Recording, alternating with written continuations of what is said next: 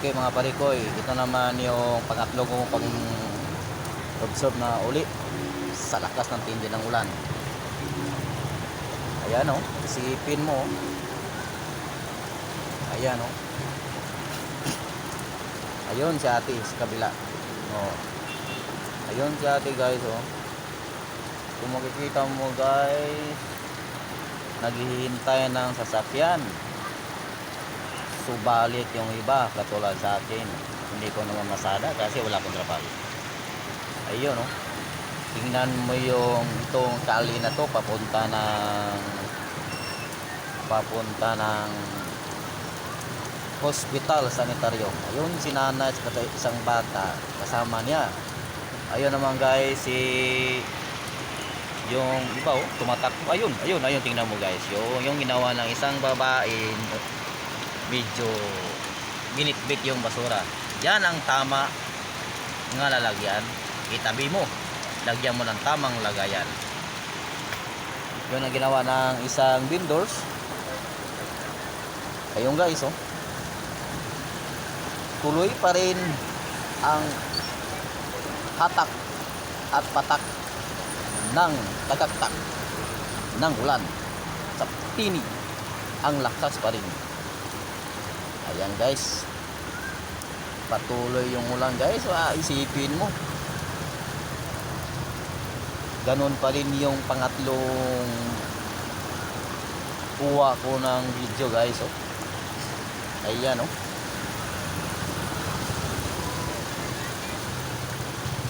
Ang daming pasahero guys.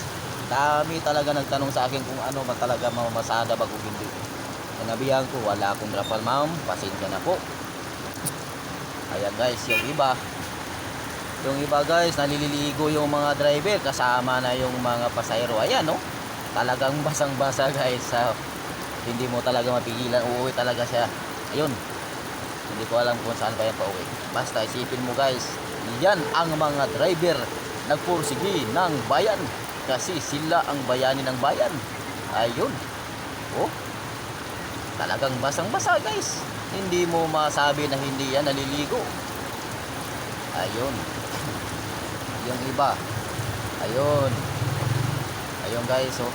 Talagang traffic sa ulan ah. Hindi naman sikip yung traffic, pero talagang traffic sa daan.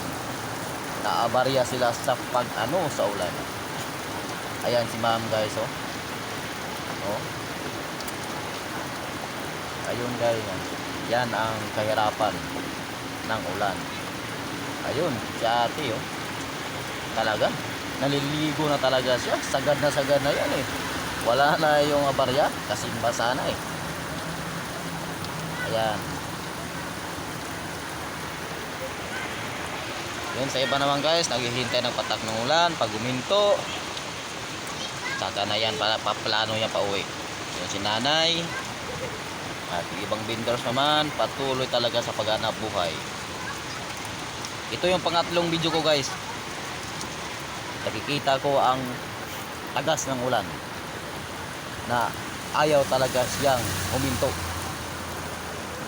kasi kagustuhan na niyang magulan. Ayan oh. Ayun pa guys oh. Ang dami talaga guys. Naglipat ako ng posisyon ko guys. Sinanay makikita mo guys oh. Ayan pa guys oh. Ayan oh. Wala talagang kakupas-kupas yung ulan na itong oras na to guys. Kung isipin mo, ayan oh, may kahirapan talaga guys pagdating ng ganitong pangyayari. Yun ang bumbero dumadaan, akala na may isuno. Wala eh.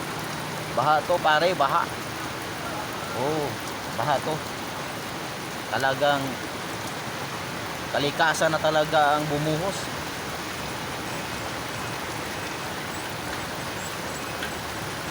Ayan guys,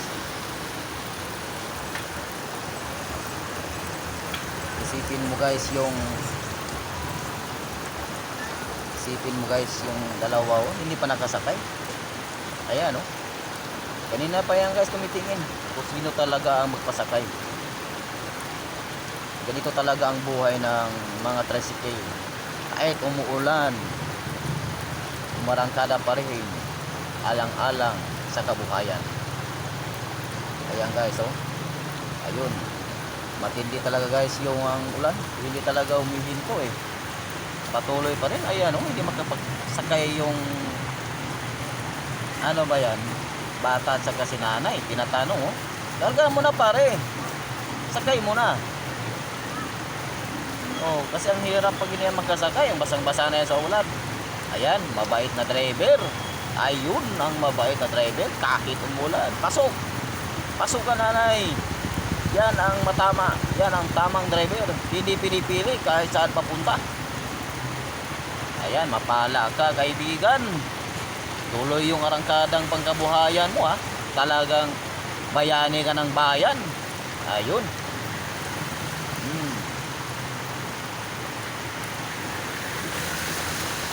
Yan ang yan mga guys ang tunay na buhay ng tricycle. Ayan guys, nagka-charge ako guys kasi luban na yung ano ko, cellphone ko. Hindi ako naghihinto guys sa pagbibideo kasi talagang lakas ng ulan. Ano ba to? Ano ba nangyari ngayong linggo? Ayan guys, so dito ako sa kabila, nasa gilid ng market. Tinitingnan ko talaga guys. Kung makikita mo yung na-video kong lubid guys, yan ang aking sasakyan na may lubid. Ayan guys, so naku, walang kakupas-kupas yung ulan. Para sa tingin ko guys, umabot na yata ng muntik ng 1 oras.